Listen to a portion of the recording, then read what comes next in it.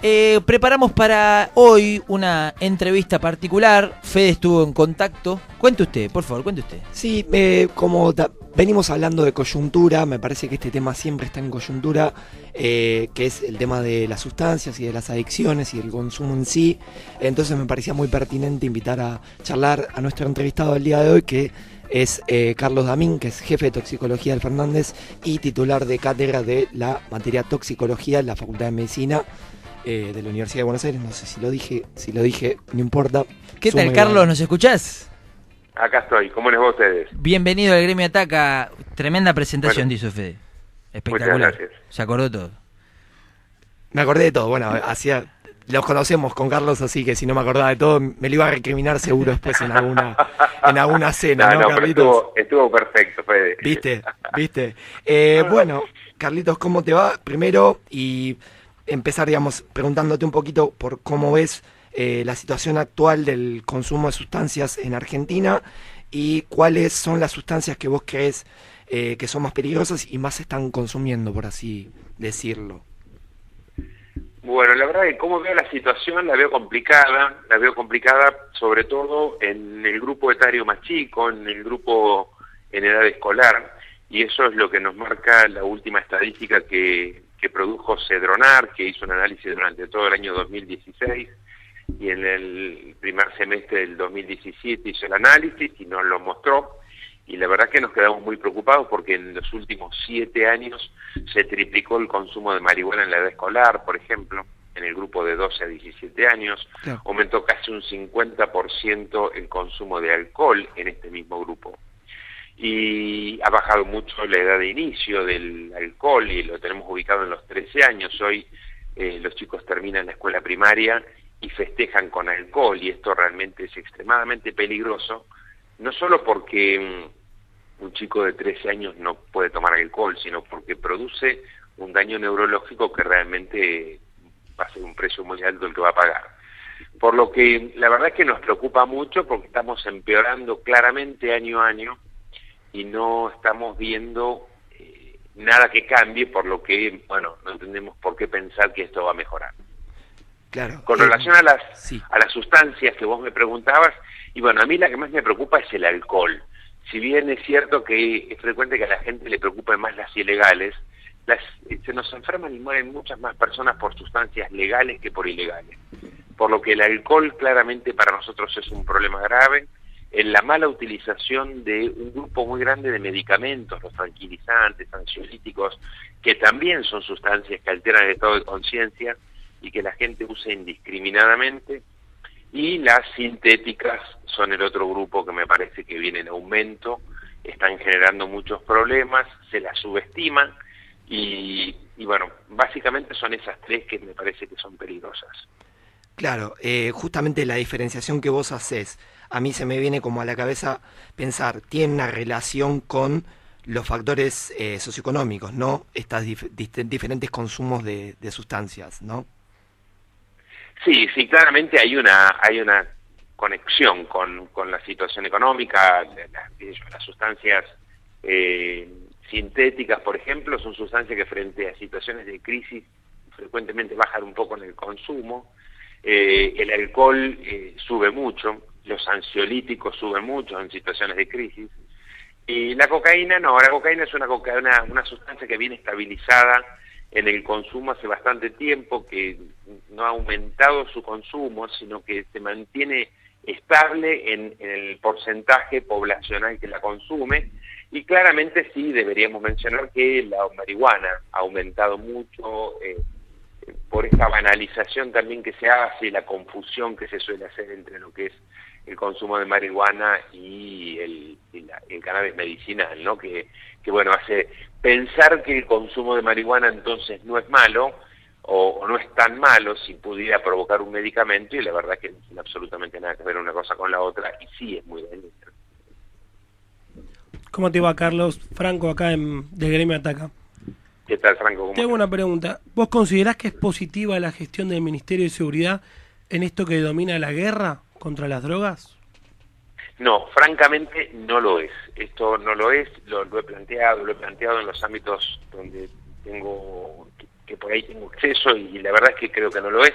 La política de la guerra contra las drogas, de la lucha contra la droga o el mostrarlo como tal puede tener algún efecto político, pero definitivamente ninguno sobre el ámbito sanitario, que es donde debe tratarse el consumo de sustancias. El consumo de sustancias es un problema de salud y no un problema de seguridad. Esto lo dice Naciones Unidas, lo dice la Organización Mundial de la Salud, no es que lo digo yo. Y la verdad es que cuando uno mira qué es lo que pasa en el mundo, bueno, a ver, nadie en el mundo destina tanto dinero a la lucha contra el narcotráfico como Estados Unidos, con quien sería imposible compararnos no solo en el tipo de política, sino en los recursos que destina, y a nadie en el mundo le va tan mal como a los norteamericanos con el consumo de las ilegales. Por lo tanto, este camino de ir contra la sustancia, de ir contra la oferta, es un camino fracasado. Definitivamente tenemos que ir contra la demanda, tenemos que lograr que la gente, aún teniendo sustancia, elija no consumirla, y eso no es con un ministro paseándose delante de la droga incautada, eso no funciona. Te hago una consulta, te habla Fernando. Hola, Fernando. ¿Qué sensaciones te genera ver a un grupo especializado en materia de seguridad con capuchas al lado de una planta de marihuana, un par de bolsitas con algunas sustancias, y que eso recorra las redes sociales del gobierno como... yo sé que vos estás en contra de esto de lo denominado la lucha contra el narcotráfico, pero trabajás sobre esto, sobre cómo combatir, pero cómo mejorar esta situación de salud, y ves este tipo de imágenes que salen del Estado. ¿Qué sensaciones te producen en relación a tu trabajo? A ver, me generan distintas situaciones. Hay veces que bueno, uno puede entender la motivación política de hacerlo. Lo que a mí me produce es un poco de no es bronca, es un poco de sana envidia, pues es decir, porque bueno, es decir, y de preocupación por el malgasto de los recursos, es decir, creo que estamos malgastando recursos. Cuando uno mira qué pasa en Occidente, porque no es un problema argentino, esto es un problema de toda América, y liderado por Estados Unidos, que tiene esta política. Es decir, cuando uno mira qué es lo que pasa en Occidente con el recurso que se destina al tema sustancias, nos encontramos que el 95% del dinero se gasta en la lucha contra el narcotráfico y solo el 5% en la prevención. Es decir, el 95% destinado a luchar contra la oferta y solo el 5% a luchar contra la demanda. Esto desde el punto de vista sanitario es catastrófico, porque yo no pretendo que se deje de luchar contra el narcotráfico, no, pero a ver, ¿por qué no repartimos 50 y 50? ¿Por qué no nos dan el 50% del presupuesto total del tema gasto en sustancias? Y yo estoy seguro que vamos a lograr mejorar los consumos, es decir, vamos a lograr disminuir los consumos. El problema es que acá no hay fuertes campañas, que son caras, claramente, pero que traten de ir contra la demanda. No hay fuertes campañas tendientes a mejorar los hábitos saludables de las personas, no hay campañas destinadas a reducir los consumos, hay campañas contra las sustancias y eso no funciona. Por lo tanto, me da entre bronca y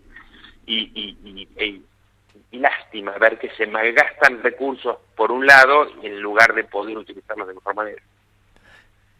Claro, y ¿por qué aparece el modelo portugués contra el combate a las adicciones como un contramodelo a ese modelo que vos decís, el de la DEA, ¿no? El de la guerra contra las drogas, que como bien vos también señalaste, claramente ha fracasado? A ver, yo creo que tiene que ver con los réditos políticos. A la gente común, a la gente de a pie, le gusta mucho más el ver a la policía luchando contra las sustancias que a un médico hablando de sustancias. Y además cree más en eso. Cuando vos le preguntás a la gente, dice, hay que prohibir. Cuando vos le decís, tenemos un problema con el alcohol, hay que prohibirlo. Entonces, si a la gente le gustan las prohibiciones, bueno, yo no estoy de acuerdo con ese modelo, si yo creo que no hay que prohibir, sino que hay que... porque no creo en el Estado tutor, no creo en el Estado, creo que el Estado tiene que educar, tiene un rol indelegable en la educación y en mostrarle algo mejor a la gente para que la gente elija. Yo no creo que la gente sea tonta, pero claro, si resulta que yo no le muestro que hay cosas mejores, que son más saludables, que le hacen menos daño, a la gente, pero eso requiere dinero. Entonces, eso, si yo le enseño a la gente a cuidarse, si yo aplico un modelo de política de reducción de riesgos y de daños, si yo a la gente le digo, mirá, si vos lo ideal es que no consumas, pero si sos un adulto y decidiste consumir, cuídate, de esta manera, de esta manera, de esta manera. Pero creo que tienes mucho dinero a tratar de convencerlo de que por ese camino se daña, se destruye, no progresa, no crece. Ahora, el dinero lo gastamos en el otro modelo, ¿no? El modelo de la DEA, que a la gente le gusta. La gente siente que se está haciendo algo cuando se prohíbe, cuando se reprime, cuando se penaliza. Bueno, creo que porque tenemos la historia que tenemos. Por eso los uruguayos van no un paso delante nuestro, van 20 pasos delante nuestro. Bueno, pero como sociedad los uruguayos tienen una evolución distinta a los argentinos, ¿no? Es decir, han tenido historia distinta y bueno, y siempre fueron como socialmente un pasito más adelante de nosotros. Y por eso los uruguayos no solo despenalizaron hace 20 años, sino que van por un modelo de regulación, que yo creo que es el modelo en el que vamos a terminar. Simplemente alcanzan con mirar qué pasó hace 100 años con la ley seca y Estados Unidos fracasó. Entonces, bueno, hoy digamos que alguien está haciendo negocio y por eso este modelo todavía no ha encontrado su vía para fluir. No me cabe ninguna duda que va a lograrlo. O sea que más que un problema de educación, es un problema cultural el que tenemos. Yo creo que es de los dos. Yo creo que tenemos un problema cultural en relación a que nos gustan las prohibiciones. Naturalmente a los argentinos les gustan las cosas prohibidas, les gusta que se prohíban cosas. Y yo creo que, bueno, la cultura con educación también va modificándose. Entonces yo creo que tenemos un problema cultural y uno de educación. Si el Estado cumpliera mejor el rol de educación en el buen sentido, no solo en la instrucción en el colegio, en el buen sentido de la educación de la gente, bueno, se van cambiando culturas. Si no, miremos cómo países han ido encontrando distintos caminos y han encontrado un camino más claro en esto. Yo, por ejemplo, un ejemplo claro es Portugal, que en algún momento iba por la prohibición, en algún momento a fuerza de grandes campañas fue cambiando la política y hoy por hoy tiene una política clara de reducción de riesgo y es el único país de Occidente, de los países serios de los que podemos hablar, que redujo el consumo de sustancias, ¿no? Claro. ¿Y qué opinás, Carlos, acerca de las campañas propagandísticas que se han promovido en los últimos años para combatir las adicciones? ¿Creés que le apuntan al problema de una manera adecuada o hasta en ciertos casos, de alguna manera, incentivan el consumo? A ver, tenemos distintos tipos de decir, las políticas, ha habido poca política en el sentido de tratar de reducir la demanda.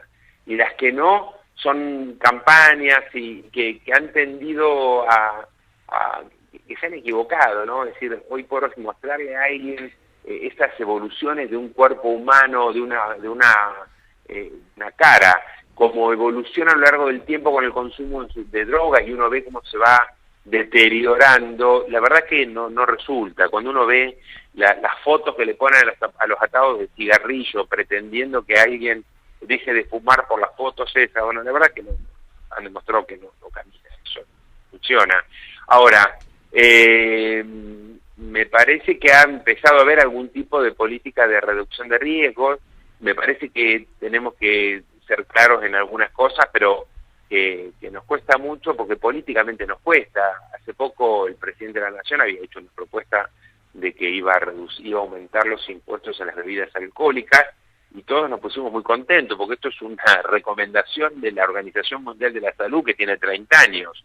Bueno, cuando se pusieron un poquito serios las compañías de licoreras y cerveceras y de la vitivinicultura, una de las primeras cosas que el presidente sacó de la lista de aumento de los impuestos era de la bebida alcohólica. Por lo tanto, digamos que tenemos una publicidad excesiva y nociva de medicamentos. Por ejemplo, un medicamento no requiere una publicidad, un medicamento se necesita o no, y si se necesita el médico lo prescribe, si es de venta libre orienta al farmacéutico, y la publicidad siempre es excesiva y nociva. Sin embargo, pretendo perdón, pero es algo que estoy con mi perro cerca. Es radio en vivo, Carlos. Quédate tranquilo, no pasa nada. Decía que con la radio, que con las publicidades de medicamentos, lo único que se hace es generalizar un consumo de medicamentos en la sociedad que también es exagerada cuando uno lo compara con cualquier otro país de América Latina, por ejemplo. La cantidad de medicamentos que los argentinos consumimos es enorme y eso es dañino para la salud. Los medicamentos son buenos cuando se necesitan, pero tomados como sustancias inocuas para la salud realmente es peligroso. Por lo tanto, ¿pero a quién se le ocurre realmente prohibir la publicidad de medicamentos? Es decir, cuando se pongan en serio los laboratorios, es muy difícil que un gobierno siga adelante con eso. Entonces, digamos que nos cuesta mucho tomar las medidas adecuadas en el sentido adecuado, y entonces, bueno, nos va como nos va. Claro. Te hago una consulta porque vos hablás sobre la prevención aplicándose a la demanda, no a la oferta. ¿Existe hoy una política de salud preparada para las adicciones? En nuestro país no. ¿Existió? No, la verdad que no. Con los cambios de gobierno, hoy en la CEDRONAR, por ejemplo, hay gente realmente de primer nivel, capacitada y con muy buenas intenciones. Los hemos tenido también en el gobierno anterior y con buenas intenciones. Por ahí le faltan los recursos necesarios. Claro. Cuando uno compara el recurso de la CEDRONAR con lo que gasta el Ministerio de Seguridad en la lucha contra el narcotráfico, es irrisorio. Y quien hace prevención no es el Ministerio de Salud en nuestro país, sino la CEDRONAR. Y entonces, bueno, se hace lo que se puede con los recursos que se tienen. El problema es que la decisión política de destinar más recursos las tiene que tomar el Congreso, el Poder Ejecutivo. Y entonces vemos que se sigue privilegiando al Ministerio de Seguridad. Claro, y perdón que vuelva un poquito para atrás, pero volviendo un poquito al tema del autoconsumo de medicamentos, que vos bien mencionaste que es un tema que no está tan tratado, pero me parece también de coyuntura. ¿Por qué crees que teniendo el acceso a la salud pública que tenemos los argentinos o a la salud privada, se saltea el paso del médico y la persona se automedica? ¿Por qué se llega a ese punto? Bueno, tenés media hora más, ¿no? Para esto, Fede. Queda tranquilo que todo tuyo programa, Carlos. A ver, yo creo que tenemos algunas variantes que son importantes y que influyen sobre la automedicación de la gente. Por un lado, tenemos un país de consumo. Nuestro país, cuando mejora un poquito la situación económica, los medios transmiten enseguida esa mejora de la situación económica mostrando cómo aumentan los consumos. Se venden más autos, más televisores, se venden más heladeras, es decir, eso lo incentiva. Bueno, no, pero a ver, no se venden solamente autos, heladeras, lavarropas, se venden también todo. Y en eso también aumentan los consumos de medicamentos porque nuestra sociedad es una sociedad muy consumista, por un lado. Tenemos los laboratorios que batallan mucho a través de publicidad. La publicidad que tenemos, decía hace un ratito, de medicamentos es, todos los programas de televisión tienen un locutor que está con una cajita de un medicamento en la mano, en todas las publicidades, mostrando que con un estornudo se puede tomar un antialérgico y con dos un antigripal. Sí, las variedades de ibuprofenos son infernales. Entonces pareciera que, bueno, no se puede vivir sin el ibuprofeno, sin el paracetamol. Esto hace que la gente lo vea y demande. Los médicos tienen una gran presión de los laboratorios también porque se promociona al médico que prescribe mucho. Claro. Los farmacéuticos no quieren quedarse afuera y entonces, bueno, muchas veces dispensan sin receta. Entonces es como un gran combo, ¿no? Donde todo lo único que favorece es el alto consumo de medicamentos. Claro. Y Carlos, para ir cerrando y de paso ya dejarte ahí con tu perra tranquila, si no ladra tranquila y no le ponemos un teléfono del otro lado. Si hoy uno sufre de adicciones o familiares con adicciones, ¿tiene hoy por hoy un lugar para recurrir a partir de la salud pública y no tener que caer en las famosas granjas que, por lo que te he entendido, la verdad son muy caras? No, bueno, pero igualmente sí, hay claramente, para la gente que no tiene cobertura social, bueno, en algunos hospitales como el Hospital Fernández tenemos asistencia gratuita y para aquellos que requieren internación, la CEDRONAR tiene las becas que subsidian a las granjas. o a las comunidades terapéuticas, que ya no son muchas granjas. Pero sí, es el Estado el que subsidia el tratamiento. En aquellas personas que tienen una cobertura social, las obras sociales están obligadas a darle cobertura en el tema de adicciones, por ley. Así que, no, en ese punto no estamos con problemas. Claro que tenemos a veces dificultades para el acceso a la salud, no todo el mundo llega, las mujeres tienen incluso muchos más problemas para poder acceder, ni les cuento cuando esa mujer tiene un hijo, o 2, o 3, para poder acceder a un tratamiento no es tan simple. Pero básicamente podemos decir que el Estado argentino cubre los tratamientos. Por ahí con dificultades en algunas zonas del interior, pero Capital y Gran Buenos Aires tienen acceso. Bueno, Carlos, te agradecemos muchísimo tu claridad. Comunicar es clarificar y creo que hemos aprendido muchísimo en esta nota. Yo les agradezco mucho a ustedes. Bueno, muchas gracias. Hablábamos con Carlos Damín. Un abrazo para ustedes. Sí, hasta luego. Hablábamos con Carlos Damín, jefe de toxicología del Hospital Fernández. Me puse nervioso porque no sabía si íbamos a cortar, me puse nervioso. Con Carlos Damín, jefe de toxicología del Hospital Fernández, docente de la Universidad de Buenos Aires. La verdad que me quedo con varios títulos. El primero, ¿cuántos recursos se destinan a la seguridad y qué tan poco se destinan a la prevención en el demandante? Y entonces como que ahí nos queda bien claro por qué fracasa nuestras políticas de prevención en las adicciones. Sí, Eve nos marcaba así 95%, pero digo, ¿cuántos recursos? Decimos 95%, pero pensemos en billetes.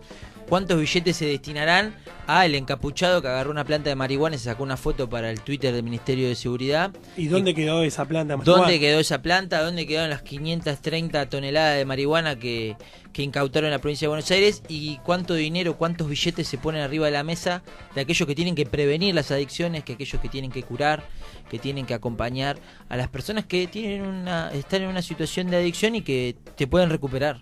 No es, claro. No hay vuelta atrás en este tipo de cosas. Claro, yo me quedo también con un título que es: todos los caminos inevitablemente tienden a Uruguay y Portugal, que como bien señalaba Carlos, son dos modelos de despenalización y no persecución penal del consumidor, que es donde él ve, y me parece también adecuado verlo de esa manera, que es donde ve que es la mejor manera de atacar al consumo y a la adicción, y no tanto el estado policial como se ha desarrollado de parte de Estados Unidos, que como bien él lo ha señalado y ya salió por suerte y cada vez más en muchos medios, en muchas películas y muchos documentales, que la DEA ha fracasado en su guerra contra las drogas y no ha sido nada más que partidas presupuestarias millonarias, como lo hemos hablado recién. Claro, por supuesto. Scarface estaba en Miami, chicos, todo bien. No estaba en Cuba, no estaba en México, estaba en Miami. Yo me quedo con el título de los chicos de 12, 13 años que terminan primaria tomando alcohol. Digo, pueden ser alumnos míos de cualquier turno. Sí. Es impactante. Digo, ¿cómo llegan esos pibes a tomar un vaso de algo, de lo que sea, de una bebida alcohólica? Digo, eso también me genera dudas. Y esto de las prohibiciones. A ver, no es legal que un menor compre alcohol, pero pasa. Todos lo sabemos. Sí. En cualquier supermercado, en cualquier kiosco de barrio. También habría que hurgar ahí en los locales. Pero esto de no prohibir todo el tiempo, sino de que, pensar la prevención. Por supuesto. En cuanto a lo tóxico.